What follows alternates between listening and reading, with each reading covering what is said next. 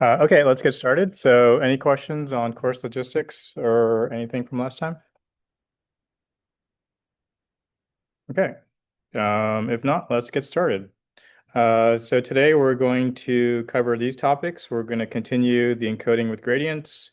We're going to get into the MRI signal equation, and we're going to talk about K-space trajectories and pulse sequences. And if we have time, we'll get into sampling, aliasing, and resolution. And so these are the sections in the book that you can read through. Um, so just to remind you, we've covered polarization, we've done excitation. So today we're looking at encoding some more, and this is the job of the gradients. And we'll also get into integration, which is the RF coil's other job. So the RF coil, remember, has two jobs. It's transmitting and receiving. And so by the end of today's lecture, you'll have a good sense of all these steps. And as you can sort of see, MRI is sort of complicated in the sense that there's a different moving parts, but if you understand each moving part and you learn how to put it together, each part is fairly simple, at least to the first order. So just to remind you, the gradient field is such that we are imposing a linear non-uniformity in the gradient field. And so remember, this is isocenter here. So we're going to reference everything to isocenter. And so we assume that the spins at isocenter sort of don't acquire any relative phase. Um, Spins at a stronger field will go faster. And so these will go, with respect to isocenter, they're going to go clockwise. Okay. And then these spins go slower. So with respect to isocenter, they're going to go counterclockwise. All right. So if you just keep that really simple picture in mind, you should be able to sort of handle the homeworks that was assigned yesterday. All right. And then just in terms of sort of general commentary, I mean, you have about a little less than 2 weeks to do that homework. And so the idea is there's no lecture next week. As stated in the announcement, it is recommended that you get at least the MATLAB problem 5 done because the answers to that then go into problem 6. So if you wait to the last minute to do it, then you might get stuck on both problems. So since you have some extra time, you're done with your presentations, you just have to do questions, this is a good time to sort of catch up. Okay. Okay, so recap. So the thing we looked at last time is we considered what if you just turn on a gradient, right? So you've got this constant gradient on, and so spins are processing at different frequencies. So what's going to happen is when we look at snapshots in time, we see that at different points in time, there's a different spatial variation of the phases of those spins. And so um, if we have a constant gradient set that stays on, we sort of see different spatial frequencies being imposed on the spin patterns. And the key is that this allows us to implement this complex exponential e to the minus j 2 pi kxx, all right? So that's the thing. This is like the key part in the Fourier transform.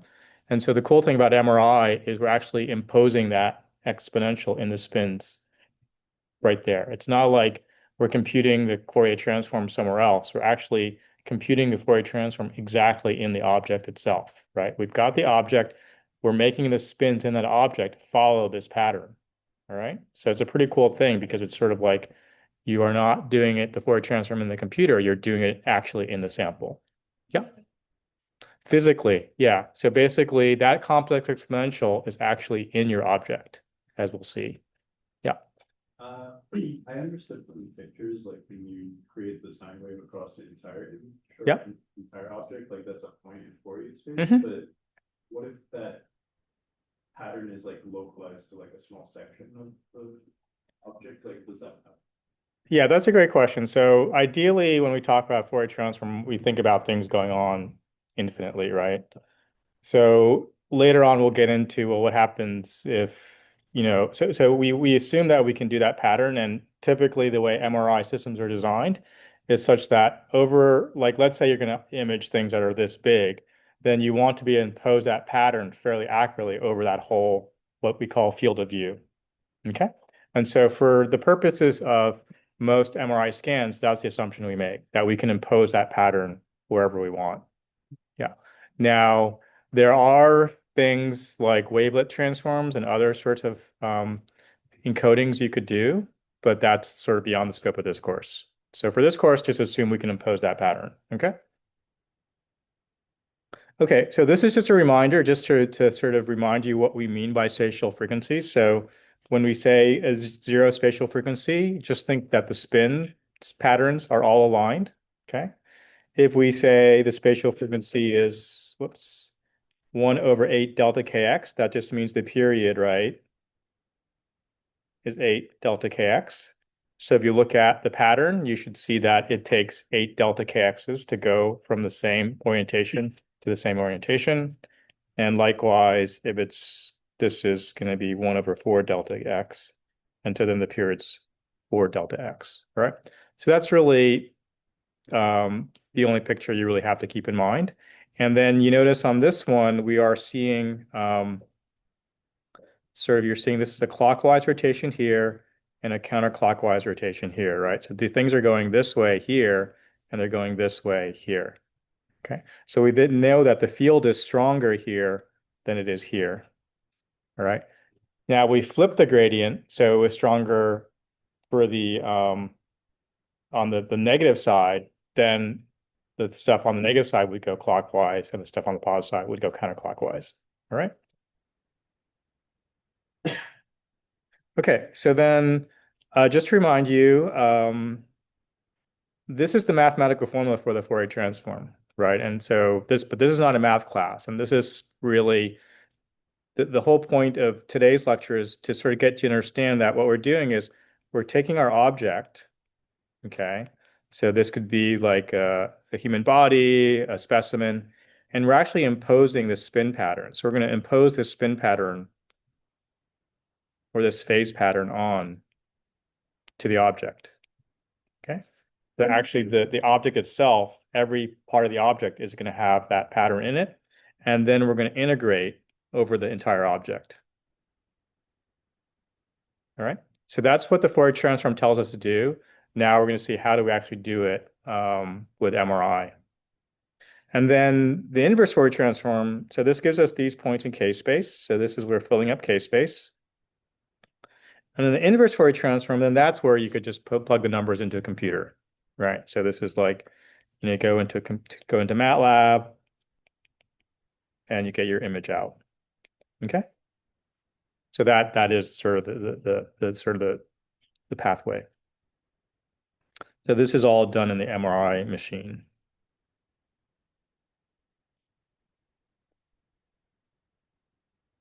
All right. So once again, let's review a little bit about image space and case space. So, um, doctors typically look at things in image space.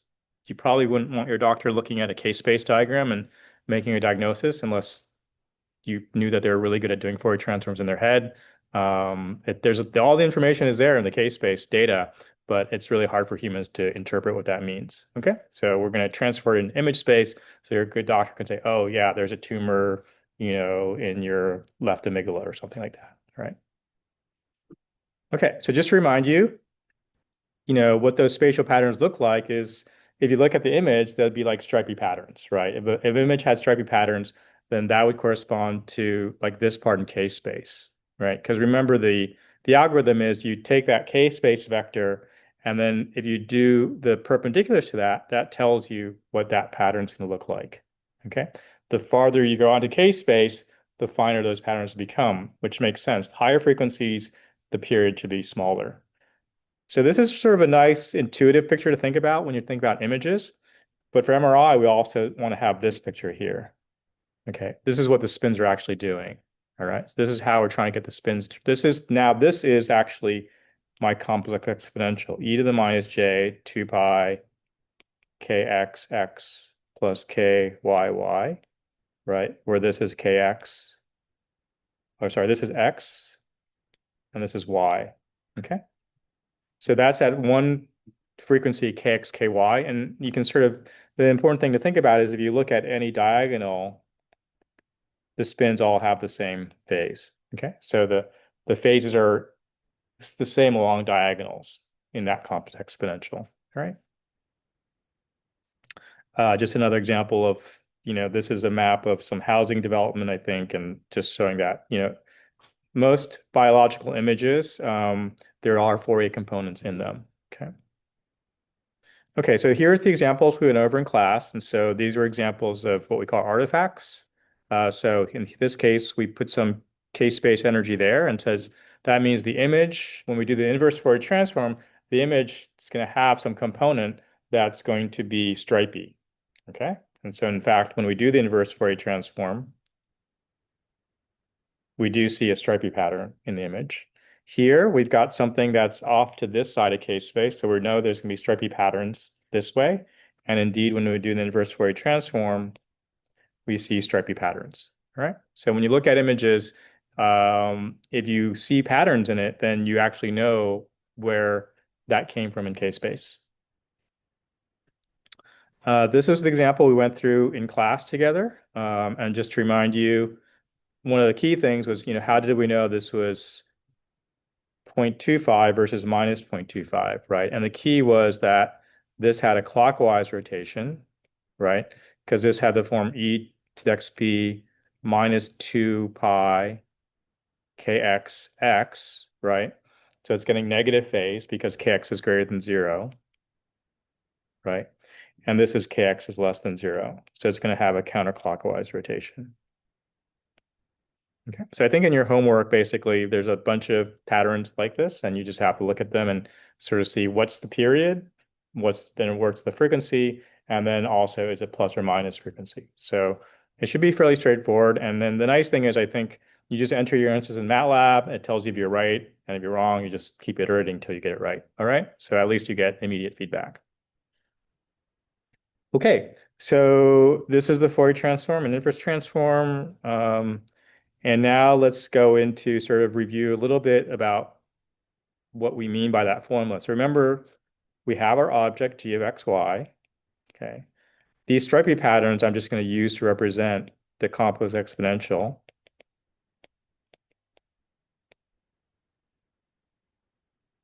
Right. And then this dv was like our dx, dy, right? So basically it's saying if you can take your object and multiply it by this constant exponential and integrate over an entire object, then that will give me the Fourier transform at that frequency. Okay. So the key is in MRI, it's not like we have some multiplier that goes in there. The multiplication is just done by the fact that I change the spin orientation at that place in time, and that does the multiplication for me. Okay. So basically, the G is just sort of how many spins are there, and then the phase or the orientation of the spins tells me that complex exponential. And so that essentially does the multiplication for me. If I go to another point in K-space, now here, look, so this is where I've got a point where I only have variances in Y. So I'm using another sort of spin pattern. So my object is the same, right? It's the same object, but now I just impose a different spatial pattern on that object. So now that's that I've got that object multiplied by another complex phasor, all right?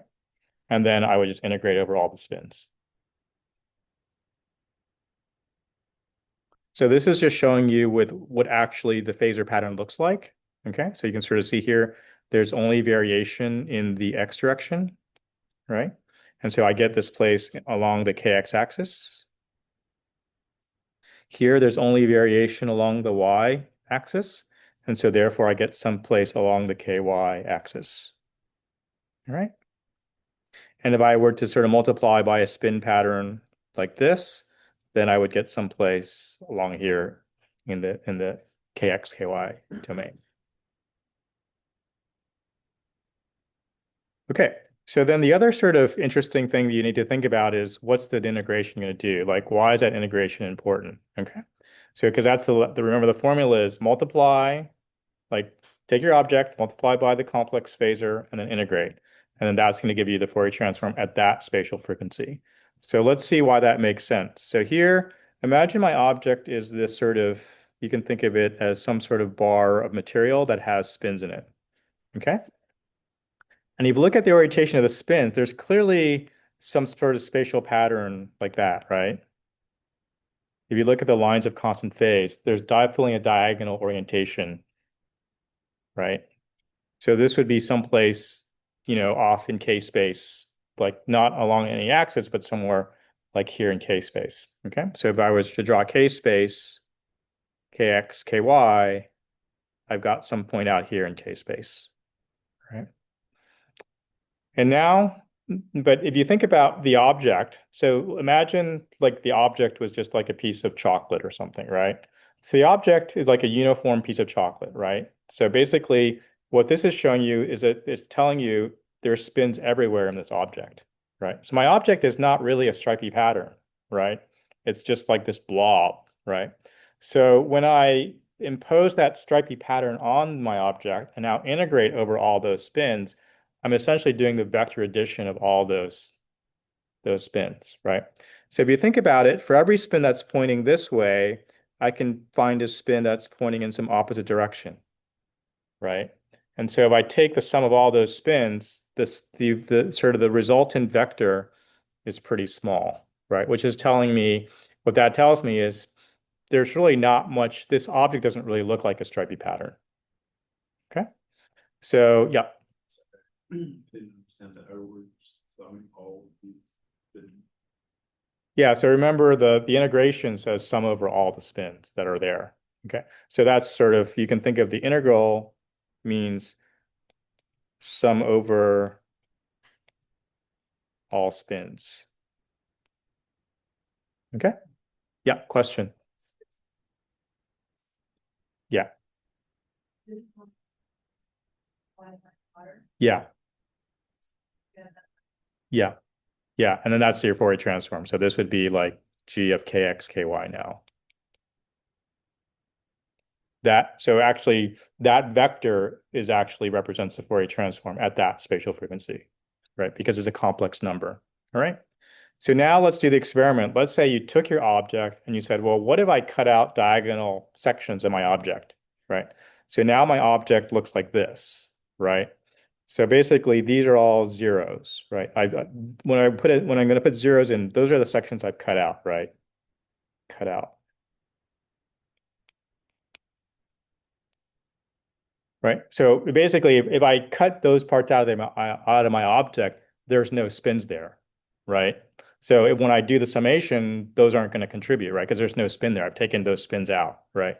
And what I've done is I've created an object that has a stripy pattern, right? So when I impose a stripy pattern on that object, I would expect that its Fourier transform should be bigger, right? Because it's the Fourier transform telling me how much does your object look like the pattern you've imposed. Okay. So if I look at this, then I think, okay, if I look at an arrow pointing this way, well, there's really no other arrows that are pointing in an opposite direction, right? Because I've taken those out, right? The spins that could have had an arrow pointing in the opposite direction, I've taken those out. So when I do the summation, I get this really big number. Okay, and then this is what I put in the for the its Fourier transform. Okay, so anytime when you're looking at the Fourier domain, anytime you see a really large vector for your Fourier transform, that means that's a frequency where the spatial pattern looks like your object. Okay, uh, so that's it. So if you understand that, you understand Fourier transforms, you understand MRI. Okay, but we'll sort of spend a little more time making sure you understand that. But any questions up to there? Okay, so that's basically it. If we can do this, then we can actually do the Fourier transform in situ. So the MRI system is going to just spit out these vectors, and then you put those vectors as complex numbers into your computer, and then you've got your image. And how's the integration done? Well, there's typically we have the receive coil, right? And for now, we're going to assume we're going to just use like this is what's called a body coil. All right. And we're going to assume that the engineers have done a good job. And so the body coil is going to just get like if there's a spin here and there's spin here and a spin here, it's going to see all those spin magnetic fields. And it's just going to sort of add up all its signal is just going to reflect the addition of all these spins, right? Because electromagnetic superposition applies for electromagnetic fields, right? If I have a magnetic field here and a magnetic field here, then the sum magnetic field is the sum of those magnetic fields, right? So I can use superposition, and therefore, as long as the coil has uniform sensitivity, then it's going to basically do the integration for me. All right. So that's for a body coil. Now, later on in a couple lectures, we're going to see, well, maybe I don't want that. Maybe I just want a small coil that only sees spins in a small area. And we're going to see what the advantages of that are. Okay. But to keep things simple, we're going to assume we have a large coil now that just sees all the spins. All right. So that's where the integration takes place. Okay. So basically, I have all these spins, right? They each have some magnetic field, right? Magnetic moment. And then this coil just sums up all those magnetic fields, right? Okay, so here's the recipe for the Fourier transform. For every k-space location, I just create the pattern that corresponds to the kx, ky, right? And then I multiply the object to get the product, right? And then I just integrate, and that gives me my Fourier transform. That gives me this number here, okay? So that's all we do. Okay. So that's MRI in a nutshell. So now we need to, now the rest of it is talking about, well, how do I actually do this? Like, what's the best way to go to create that phasor pattern? Okay. And that becomes now the design problem. Like, what phasor patterns do I want? How do I create those phasor patterns? Um, but before we do that, let's look at this movie and just try to look at sort of a slightly more complicated object, or like let's look at this object. So this is an object here where imagine these are all zeros. This is a one. These are all zeros, and it's a one, right? So it's basically an object that has a stripy pattern this way, right? So we'd expect when we look at the Fourier transform, the Fourier transform is going to be biggest when it's got a stripy pattern, right? When the phasors have a stripy pattern, and for other frequencies, it's going to be lower. Okay. And the other thing about this is obviously this image is not zero everywhere, so it's going to have some mean value too, right? So we also expect that the center K space there's probably going to be some energy as well, right? So what you're going to see in this movie is this is going to show you the phasor pattern, okay? And the movie is going to change. And I posted it on Canvas so you can play this on your own later. And then this is now the object multiplied by the phasor pattern. Okay, and you can sort of see here, these are all zeros, right? Because when I multiply the object, there was nothing there. And so those things go away. And then this is the sum or the integration, okay? All right, so let's play the movie. So first I'll play it relatively quickly. And so you sort of get I'll play it a couple times, and what you're going to see is you're going to see the phasor patterns change, and you're going to see this vector get change in direction and get smaller and bigger. And let's just see how that happens. Okay. All right, so that's way too fast. So let's go through slowly. So here, I'm not sure you can see it, but all those phasors are pointing in the same direction. So that's the center of K space. And then as we go to different points, you start seeing some patterns, right? And you see the Fourier transform is really small, right? That vector sum is really small, which means it doesn't really match any of those patterns. And it doesn't really get bigger until this point here, right? At that point there, you're sort of starting to see this sort of horizontal pattern in the phasors, right? And so that at that point, it adds up pretty well. And it looks like for all the other points, it's pretty small. It's certainly not a good fit for the diagonal patterns, right? So if I multiply that object by diagonal pattern and I do the summation, it's going to give me a small number. So really, there's only two places where that Fourier transform is pretty big.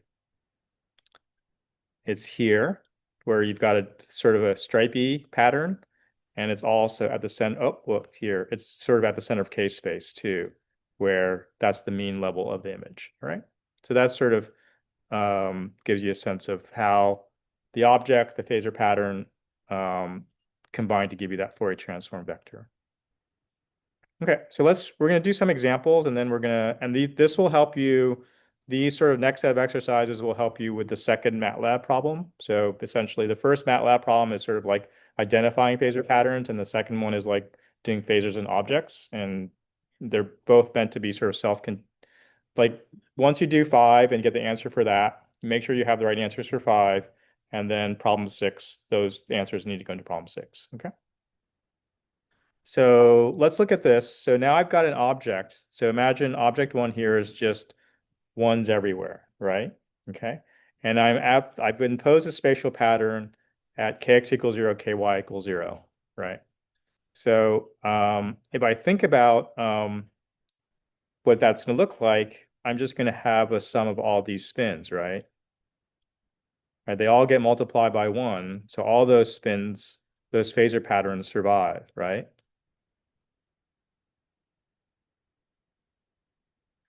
So then it's really easy. The vector sum of those is just 25, right? I just got 25 spins. They're all pointing along the one axis, and I get 25. Now let's look at object 3, where I've got a bunch of zeros, and I've also got, I think, minus ones and ones. So wherever I have 1, the pattern, the phasor pattern is there. And then without explaining how you get a -1 in an object, let's just assume you could have -1 in an object. -1 times a vector just flips the vector, right? So then I would have spins pointing this way.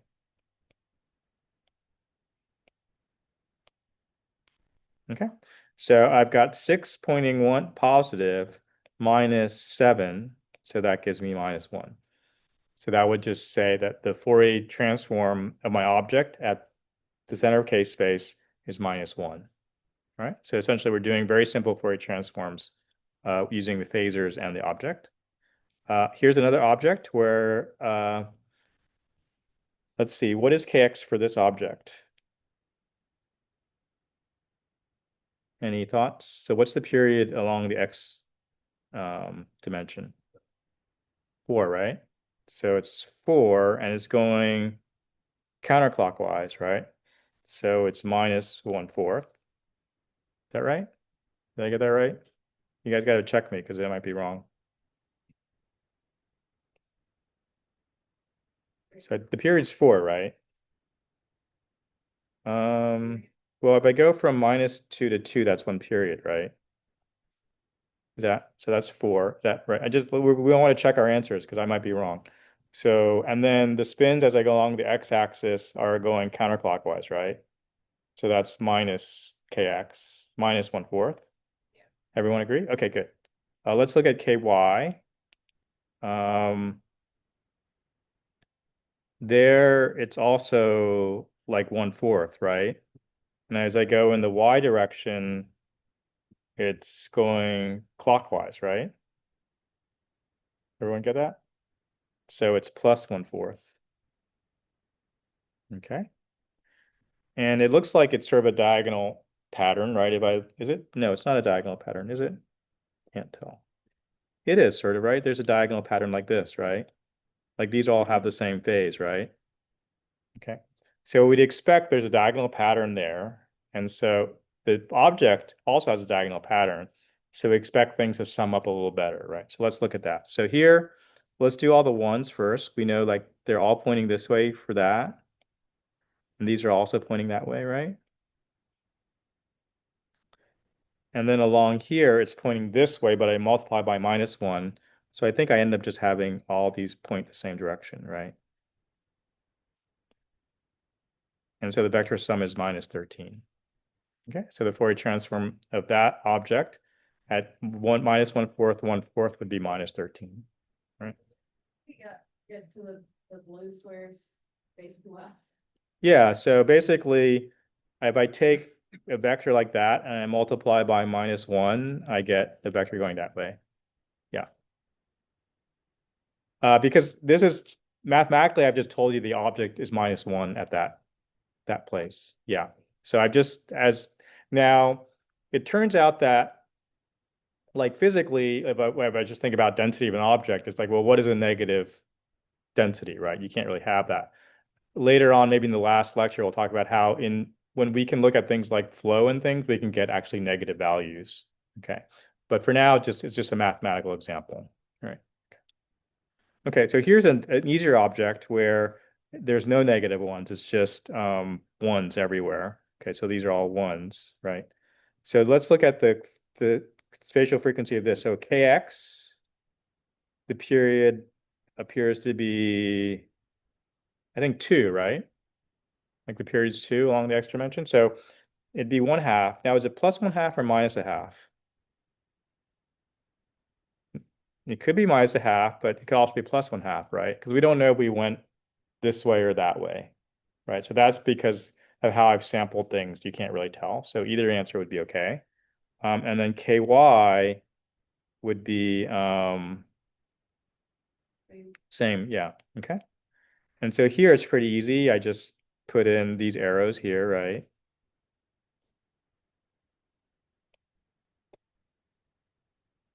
And here the vector sum is also 13. Yeah, yeah. So this is just trying to give you a sense of you have a phasor pattern, you multiply by your object. And so in your MATLAB homework, this is essentially what you're going to do. Just the objects are going to be bigger. Okay. All right. So and then here's a movie where we're looking at a phasor pattern on the object. And what do I do here? It's just showing you as I change that phasor pattern. So here all the spins line up. When the spins don't line up or are not a good match, when the phasor pattern is not a good match for your object, here's a uniform object, there's spins everywhere. Your Fourier transform is small. It stays small for all those other phasor patterns, right? Because the only pattern that's a really good match for your object is when all the spins are uniform, because it's a uniform object. Okay. Here I have a non-uniform object. So, all the spins aligned is somewhat of a match because it's actually getting the average value, but it's not, it's also, let's see. Oh, how come this is not moving? Okay. Oops. And then if I look at other things, like this is not a good match for my object. That's not a good match for my object. That's not a good match. That's a pretty good match there. And so there are other spatial patterns that are a good match for my object, and there's those that are not. Okay, so let's do this sort of exercise together. Um, and so here's my object here. It's got ones and zeros in it. And then what I'm showing you on the left, or let's do A together, um, is the arrows are showing you where there would be a spin, showing you the phasor pattern, right? Okay. So now your job is to look at that phasor pattern and first of all tell me where you are in K space, and then also what's the summation that results that the Fourier transform. So here, obviously this is at Kx equals 0, Ky equals 0, right? Okay. And then what's the summation of all those spins? 5, right? Okay, yeah. Because remember, these don't exist, right? Because they're multiplied by 0. Okay, because they've got 0 multiplied by them. All right. Okay, how about this one? Where are we in Kx here? Is there any variation along the Kx direction? Yeah, let's assume this is a unit of 1. Okay. So it looks like it's a half, right? Like a period of 2, is that right? Okay. And Ky, where are we in Ky? Is there any variation along the y-axis? No, so we're at 0. Good. Whoops. And what's the summation here?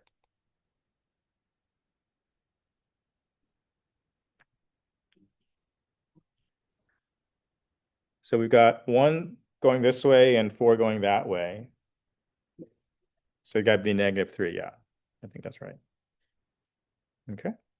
Let's look at this guy here. Kx equals what? Is there any variation along the x direction? No. Okay, so Kx equals 0. What about the y direction? 1/2. Yeah. And so what's this summation?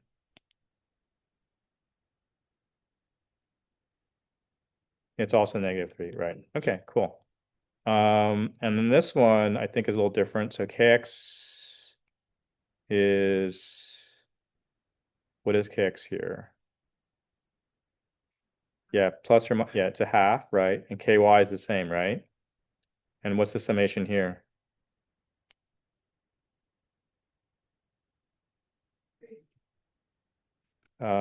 Let's see. So how many arrows are summed up? So we got Yeah, we got 5, right? Good. Yeah.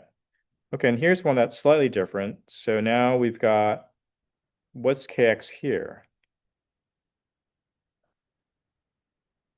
1/4. Is it plus or minus 1/4? It's plus, right? Because it's going clockwise, right? And what's ky? 0. And what's the summation here? So I've got 1 going this way. What are the arrows pointing up and down represent? Yeah, j and minus j. Okay, so those are actually complex numbers, right? This is a j, this is a minus j. Okay. The good thing is they cancel out, right? So you just get 1. Is that right? Yeah. But if they didn't cancel out, you could have j's in your number.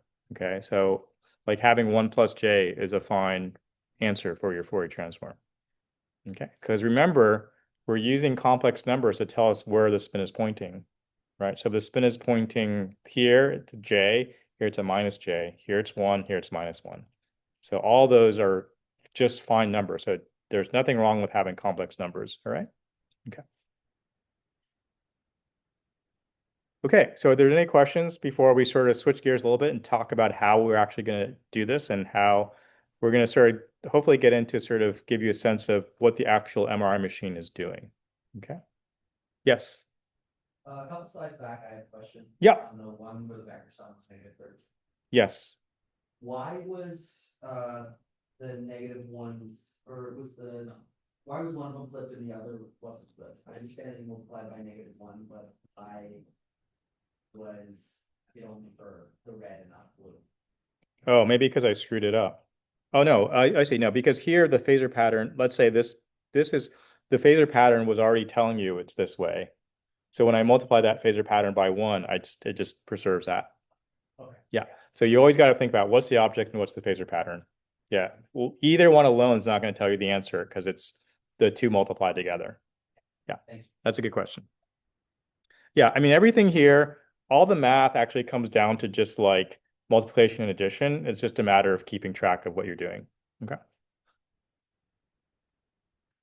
Okay, so let's review a little bit. So now we're going to go into sort of what we need the gradients to do and what the gradients, how do the gradients allow us to actually implement these phasor patterns and actually do the Fourier transform. So remember, we have these gradient fields that tell us what is the derivative of the BZ field with respect to either x, y, or z. So we're going to have gx, gy, gz. Now, for this class, we're mostly going to focus on gx and gy because we're just going to do a 2D Fourier transform. In practice, we use all 3 gradients, okay? Because 3D imaging, we do a lot of 3D Fourier transforms in MRI just because it's got a lot of advantages to it, all right? So one of your projects, and we'll send out the project announcements after next week, but one interesting project might be, why would you do 2D versus 3D imaging? What are the pros and cons of that? Yes. To sample a case. Yeah, that's a really good question. So the answer is it depends. But typically, we can sample in like typically you'd like to sample in less than a millisecond. But if you want to, you could sample longer for that if you wanted to. Yeah. So there's a trade-off between which we'll get into. Okay. But practically speaking, we're limited because I think last lecture we talked about the T2 decay, right? So the signal is dying off very quickly.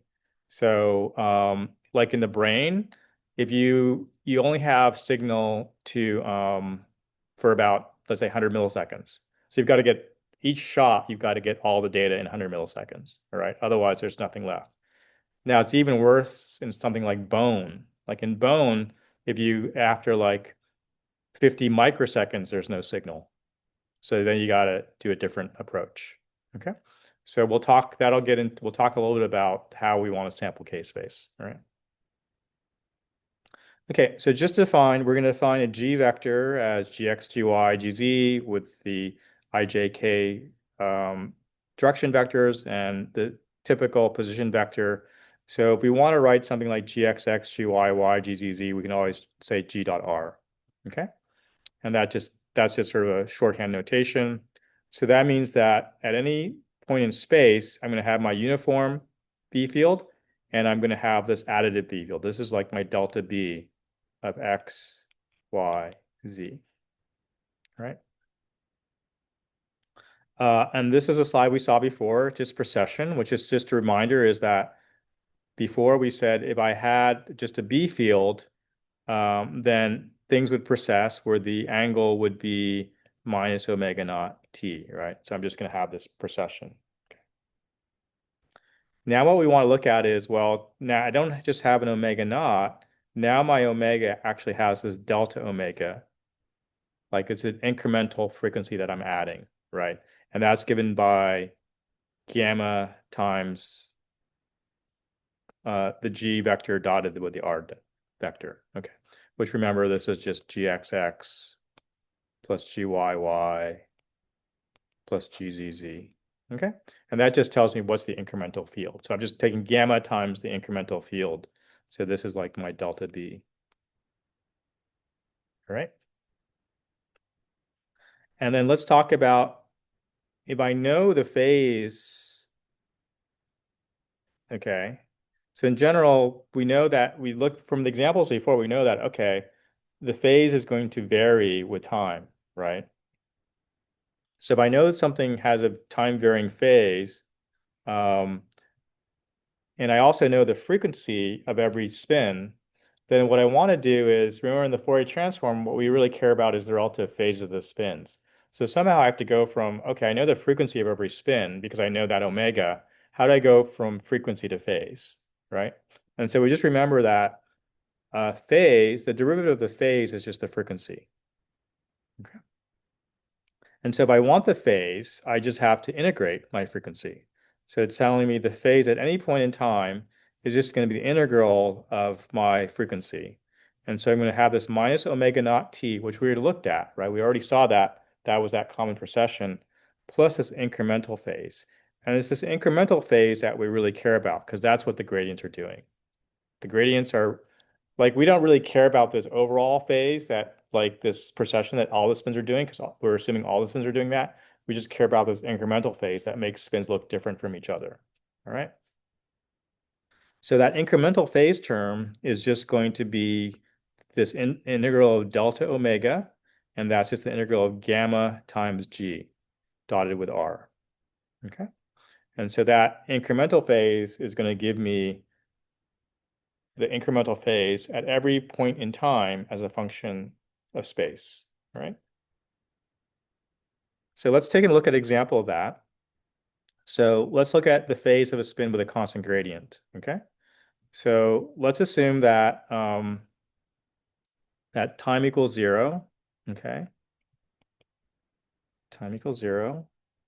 Let's see, what did I do with this thing? Okay, so actually, we're just looking at so the green thing is telling us I'm turning on the gradient at that point, and I'm holding that gradient on for that amount of time, and then I'm turning it off, okay? And then I'm looking at this axis here is time, okay? So if I didn't have a gradient on, that spin would just stay pointing in the same direction, okay? Or that could also be a spin of it's at isocenter, so it has no incremental phase. This spin here has got some delta omega. So if I wait some amount of time, I can say its phase is minus gamma times the gradient, which is this gx, times its position x times the amount of time I kept it on. So this is at time t1. Okay. And then if I wait longer at time t2, now that integral gets bigger, right? So it's just minus gamma gx x t2 times t2. And then if I wait even longer up to time t3, it's just this. Okay. And you can sort of see what's going on here. For every point in time, I've got this, if you look at this here, it's just, I've got something that's related to g times the time I have it on, right? So this is some sort of area under the gradient that I'm going to be looking at, right? So you can sort of see here, I'm assuming x is constant, okay? So it's saying if I'm at some point in space and I turn on a gradient, then where the phase of that gradient is going to be somehow related to the area under the gradient, right? So here Up to that point, I've got that much area, so I've got so much phase. I let time go on, I accumulate more area, the phase gets bigger, and I go further out, and the phase is even greater. Okay, so that's sort of building up the intuition that at the end of the day, when you start designing MR gradients, which we'll do for the next homework, we're looking at just the area under the gradient. Okay. So with that intuition, we can also say, well, interesting. If I know that, okay, I can say, well, okay, if we look at the area of this gradient, I'm going to accumulate phase up to that point, right? Now, in this case, I've turned off the gradient, right? So there's no more area I'm accumulating during that point in time, right? So if you think about it this way, here, this phase represents that accumulated area at time t1. And then I go to time t2, but I've turned off the gradient. So the phase is exactly the same, right? There's no more accumulated area under the gradient. And in fact, this is the cool part that the spins actually remember what you did to them, right? It's like you turn on the gradient, the spin says, oh, I'm going to go to this phase. And you turn off the gradient, and it's just going to hold that phase for you, okay? And then you come along and turn the gradient back on, and it doesn't start at here. It starts at where you left it, and then it accumulates phase from there. So now I accumulate more area, and it moves to this point here. Yeah, question.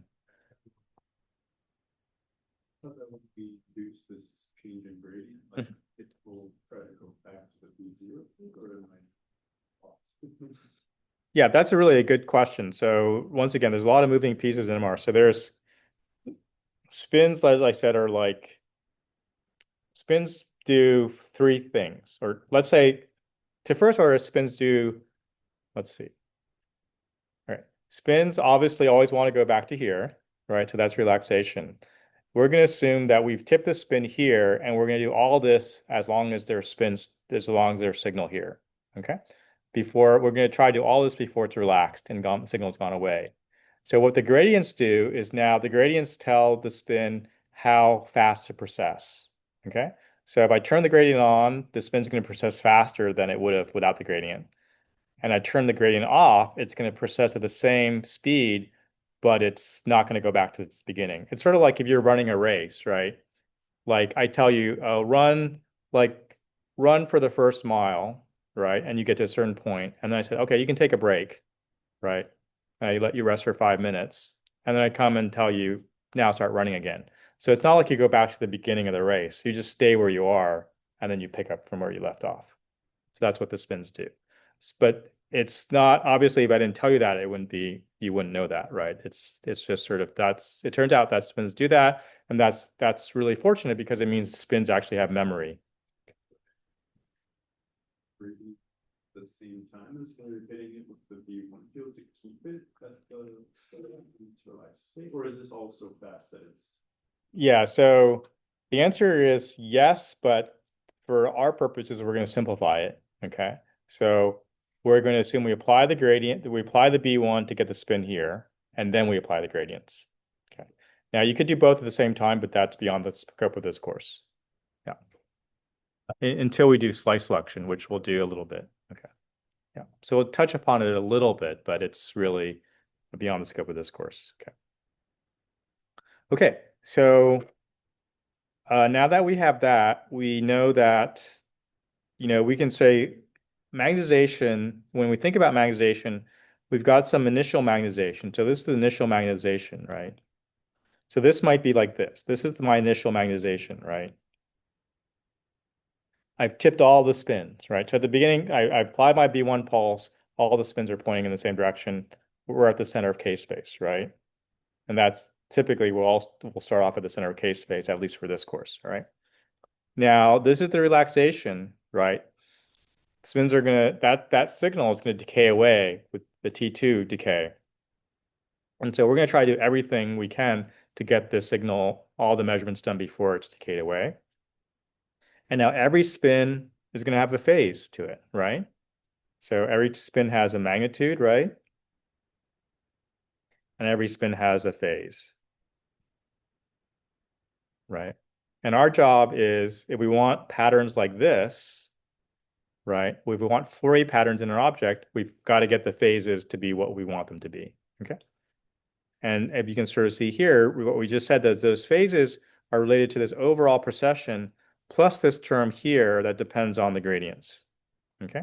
So we want to somehow get this term to look like, we're trying to get this term to look like e to the minus j 2 pi kxx plus ky y, right?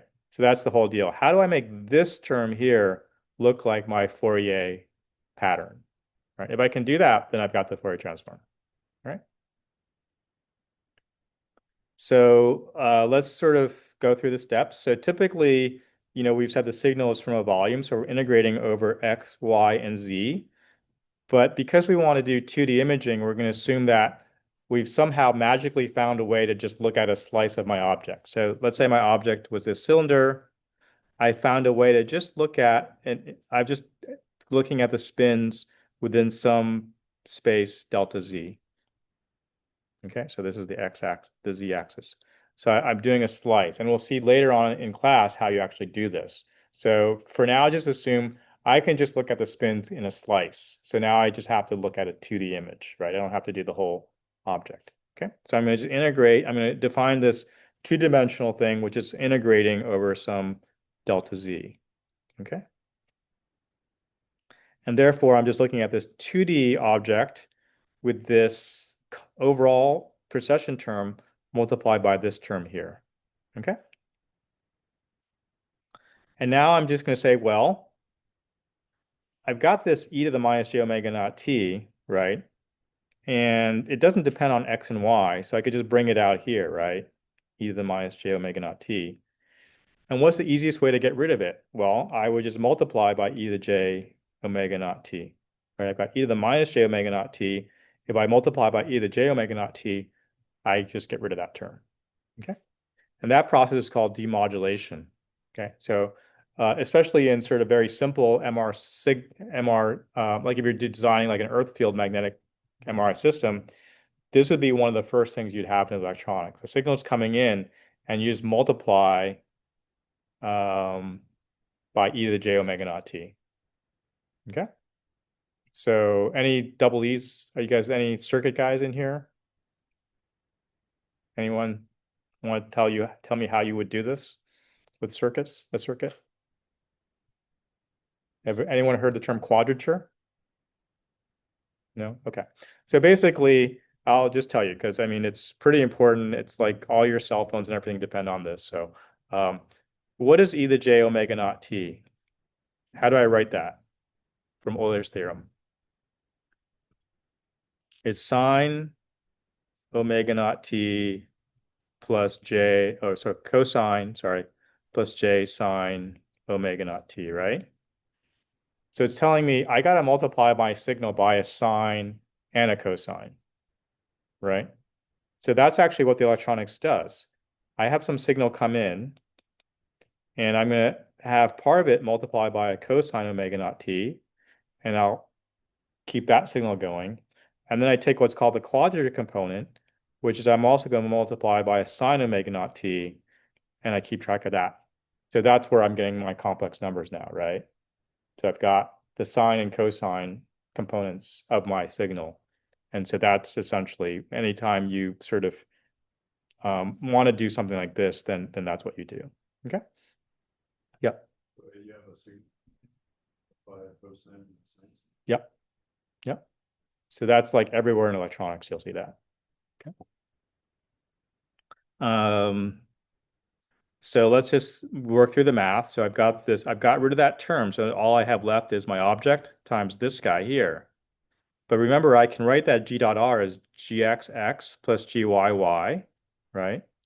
And then I can sort of, the integral doesn't depend on x, so I can factor out the x, and I can have e to the minus j 2 pi kx of t times x plus ky of t times y, where kx of t is just the integral of my of my gradient. Okay, so this is now just the area of my gradient.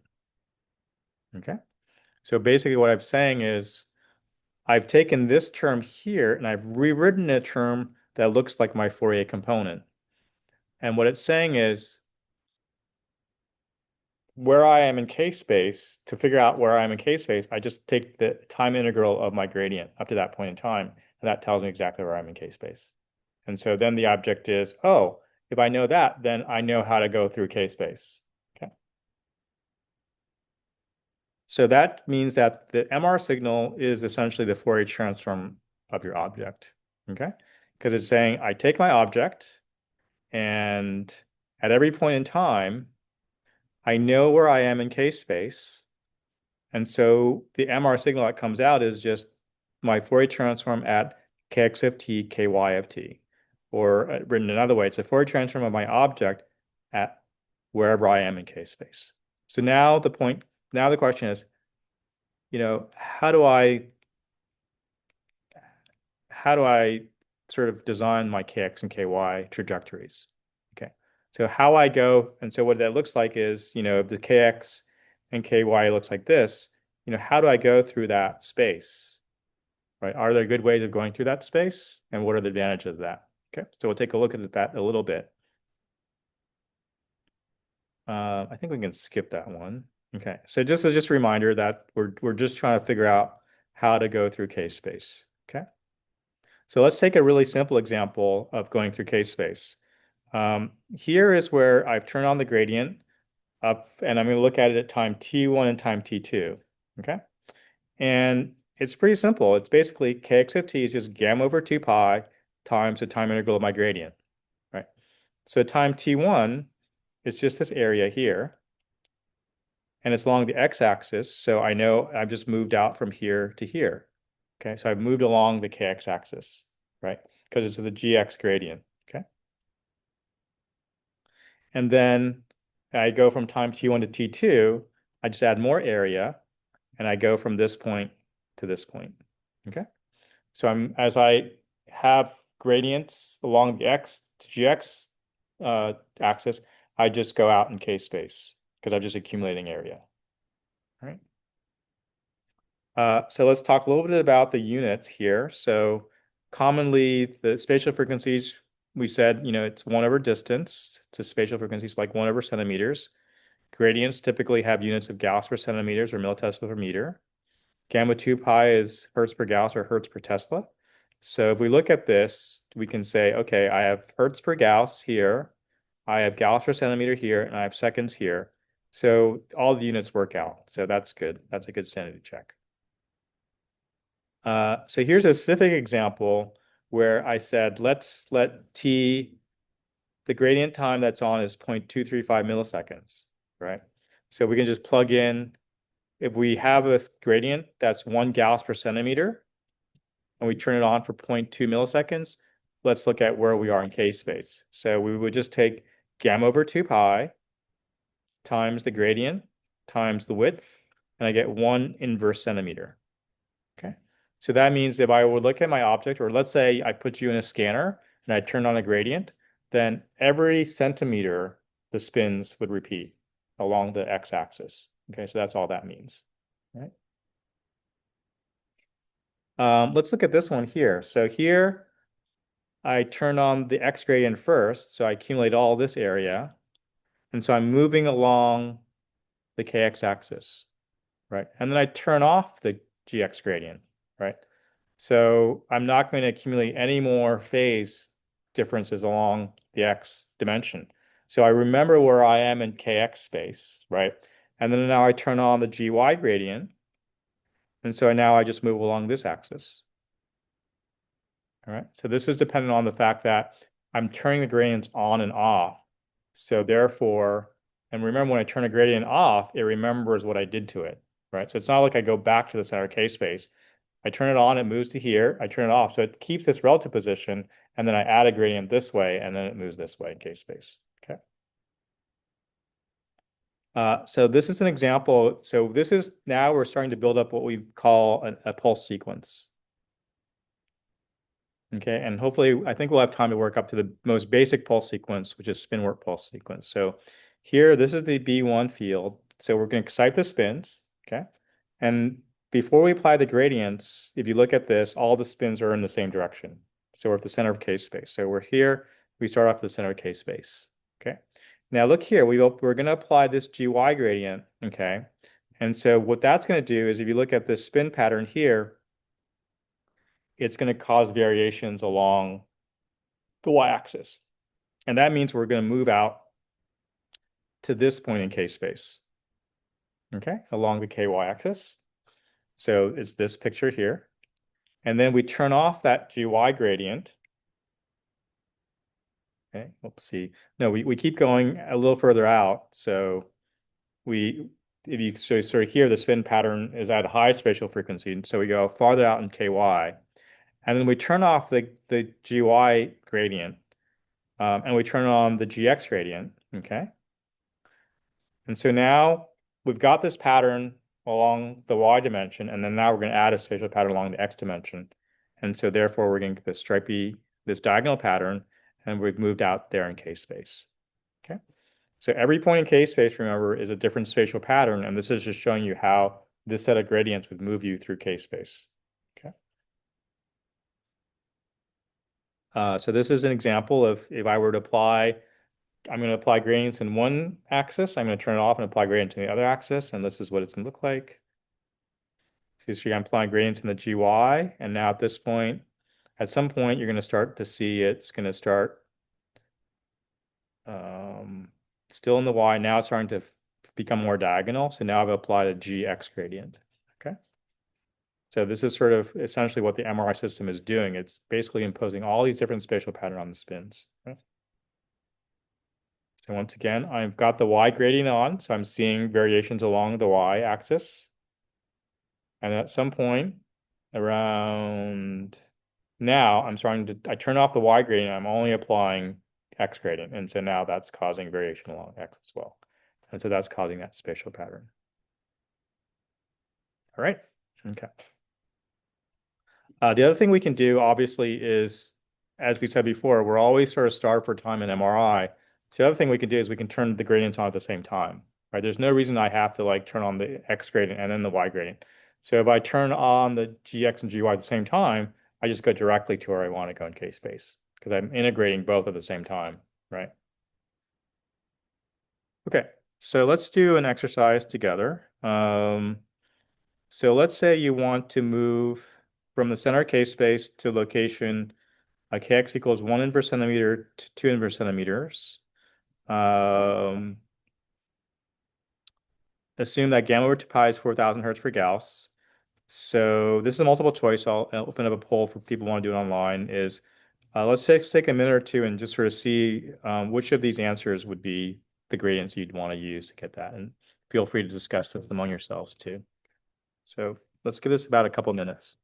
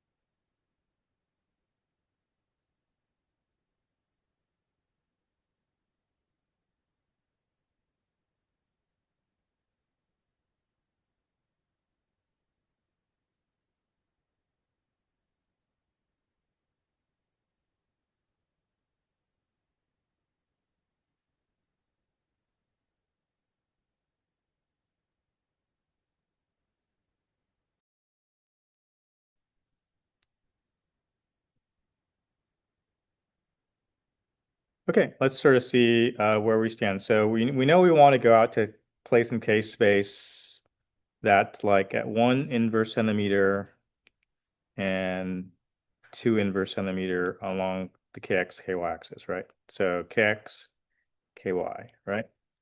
So, and we know that it's the area of the gradients that get us there, right? So which of these answers can't be correct? Can A be correct? No, because the gradient's too big, right? The GX, anywhere the GX gradient is bigger, that can't be correct. So that's not correct. That's obvious. Well, this, no, that could be correct. Let's see. So I think everything could be correct except for A, right? Okay. And then the other thing is we know that the GY gradient should be twice as large as the GX gradient, right? Because we've gone twice as far. So therefore, so we know that this can't be correct and this can't be correct because it's more than twice as much. So now we're just left with B, C, and E. Okay. So let's see. So if I want gamma over 2 pi, so I want 4,000 hertz per Gauss, right? Times 1 times 10 to the minus 3 seconds, right? Times my gradient to equal 1, right? Inverse centimeter for the GX gradient, right? Okay. So that means G is equal to 1 over 4,000 times 10 to the minus 3 is just 1 over 4 equals 0.25 Gauss per centimeter, right? So I guess we would pick B, right? Is that what? Yeah, so I think everyone got B, right? Everyone see that? Yeah.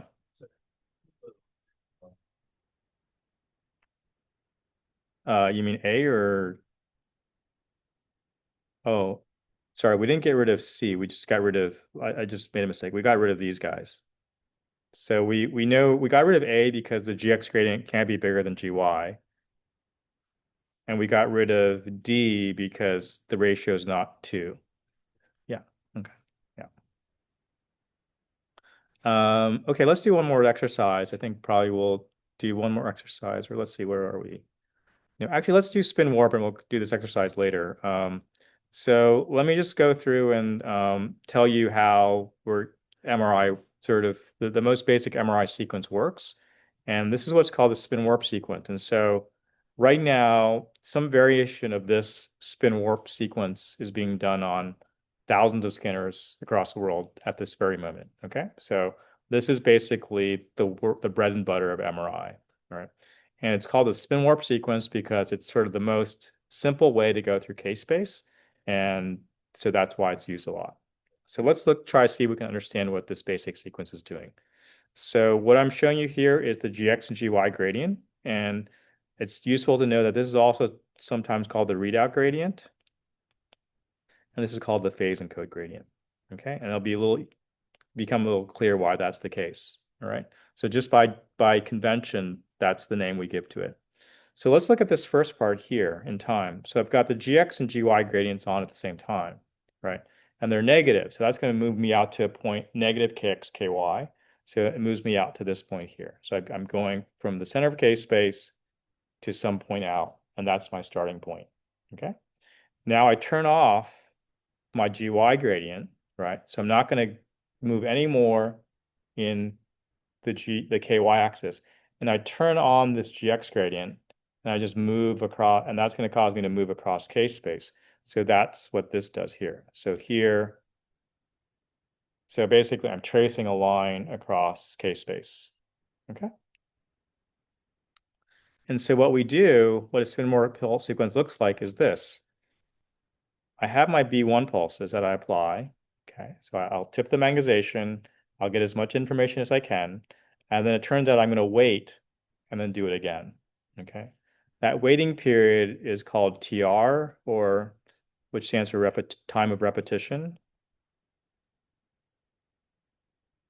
Although people just typically say repetition time.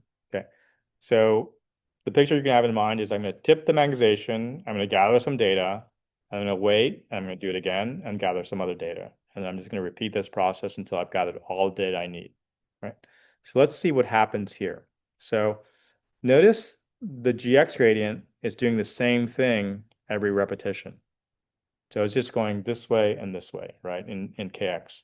But notice I'm changing the size of this GY gradient, right? Sometimes it's more negative, sometimes it's less negative, and then on the last rep, it's 0. Okay, so let's look and see what that does. So the first rep, I move out to some place in negative k, ky, and then just zoom across and collect one and look at one line of k space. The next repetition, I've reduced the gradient in the in the gy domain, so I'm not going to go as far along the negative ky axis, right? Because I've got less area. So therefore, I'm going to, and then I turn it off, and then I'm going to come across, and now I'm going to get another line.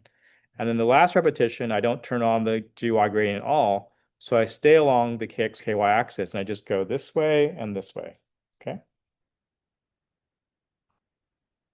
And so you can imagine if I applied other gradients, let's say I applied a gradient this way and this way, now these are positive gradients, then I could collect the orange line and I could collect the magenta line, or yeah, magenta, right? So basically, I'm got these lines through k-space, right? And so now the idea is as I'm going along k-space, I'm going to collect data along those k-space points. And so basically, as I'm going along this k-space, I can take measurements and record what the Fourier transform was at every point in k-space. And I just do this over and over again until I've collected all the points that I need.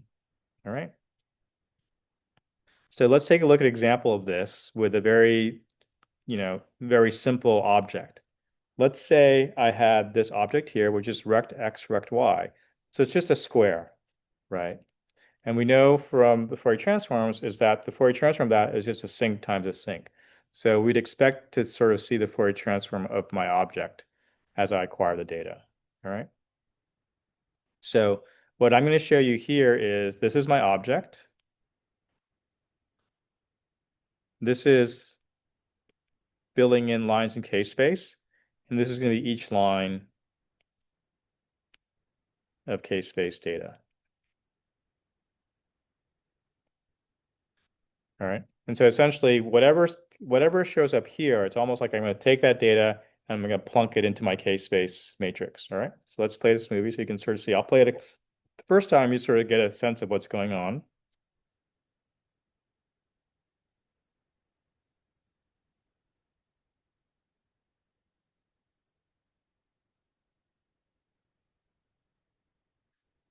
Okay, so now it's done. And so you can sort of see on the left, I've got my object. On the right, I've got the two-dimensional sinc function, right? So this is the stuff that then we would do the inverse Fourier transform and then go into MATLAB. And so I'm just going to play it again really slowly, just so we can sort of see points. So here, I start off at the bottom of k-space, and there's really not much there, right? You're sort of seeing little blips here, right? So I'm putting all that data into my thing. And then as I get to the center case space, all of a sudden I see a fairly big signal, right? Because at the center case space, that's where most of my energy is. And I store that. And you can sort of see here, the spin warp sequence is filling in line by line of case space. So I basically, going this way, I'm just filling in my case space data. All right. So the cool thing about MRI is that one of the sort of creative parts of MRI is how do you go through k-space, right? So what we've just talked about is what we call Cartesian. You can just go line by line by line, okay? But as we'll see in a future homework, you could also do like a spiral sequence. You could sort of spiral through k-space. You could go radial through k-space, okay? And what does this remind you of going a radial acquisition k-space? What modality does that remind you of? Anything that we've covered before? What are radial lines in k-space? What does that remind you of? Anyone? CT, right? Right? Projection slice theorem. So every projection, I take the Fourier transform of that, and then that's a line in k-space, a radial line in k-space. So the cool thing is I could actually make MRI look like CT, the acquisition, okay? Just by doing radial lines in k-space. And in another homework, you'll also look at going zigzag through k-space. So I might just decide to go through like k-space like that. All right. And that's going to be what we call single shot echoplanar imaging. And so you sort of see here that this is the GX gradient here, and the GY gradient here. And, what you'll do in one of your homeworks is you'll sort of see how this sort of pattern allows you to go zigzag through k-space, right? Okay, so I think what we'll do is also, I think in the last few minutes, we're going to play this movie and I don't know how the sound works here. Let me see if it works, but let's give it a try. You all hear that? Okay.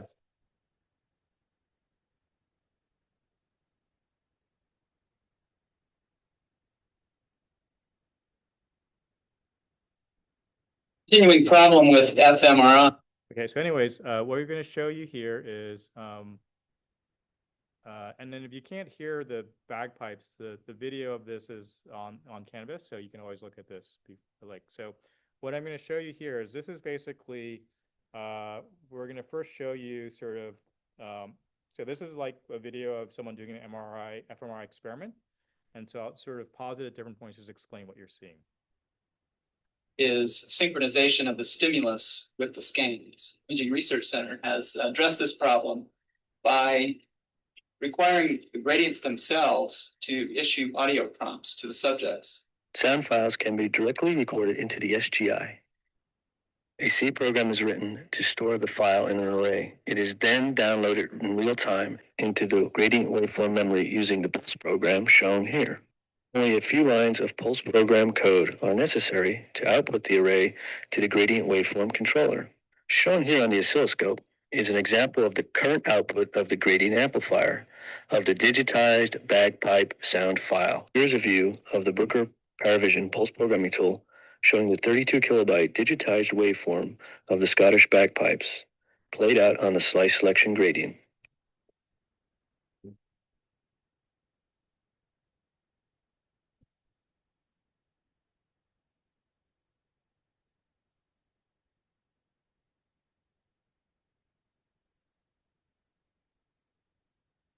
Basically, they're using the MRI system as like a $3 million speaker. Okay.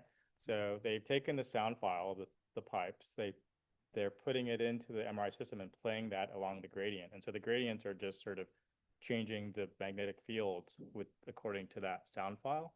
And because that's at audio frequency, it makes the wires vibrate. And then that's so when the woman opens that, you're actually listening to the speaker, the vibrations of the MRI system. Okay, so we've talked a bit before how MRI is very loud, but this is sort of a cute application of that. Okay. Yeah, question. Yeah, it just turns out that because we're talking about things that are going at around a millisecond, we're in the kilohertz range, which just turns out to be very close to sound frequency. So it's just sort of a nice accident of, but it also is a problem because that's what makes MRI very loud. Okay, so it's sort of cute, but it's more of a problem because then people don't like that loud sound. Okay.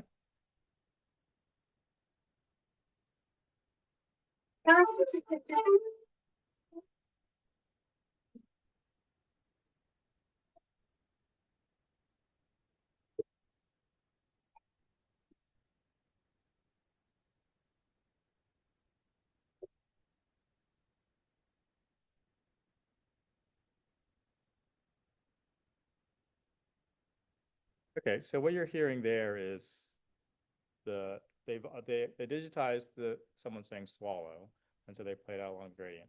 What you heard between the swallows is that's the EPI waveform, the sort of the how they're going through K-space. So they're zigzagging through K-space, and because they're turning the gradient on and off at that fundamental frequency, that's why you're hearing that. Okay, so if you're in a scanner that sounds like that, you know you're being scanned with an EPI sequence. So for example, a nice thing about having some knowledge of MRI is if you get an MRI scan done, you can typically just by listening to what's happening, you can sort of say, oh, okay, that's what they're doing. Like, oh, they're doing a fusion scan now. Oh, they must be doing this scan or they're doing that scan, right? So it's sort of fun to try to guess what they're doing by just listening to the sounds, right?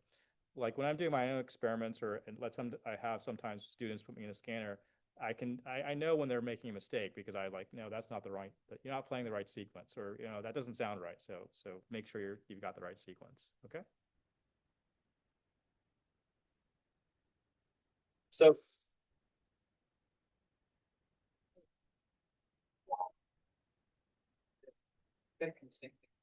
stage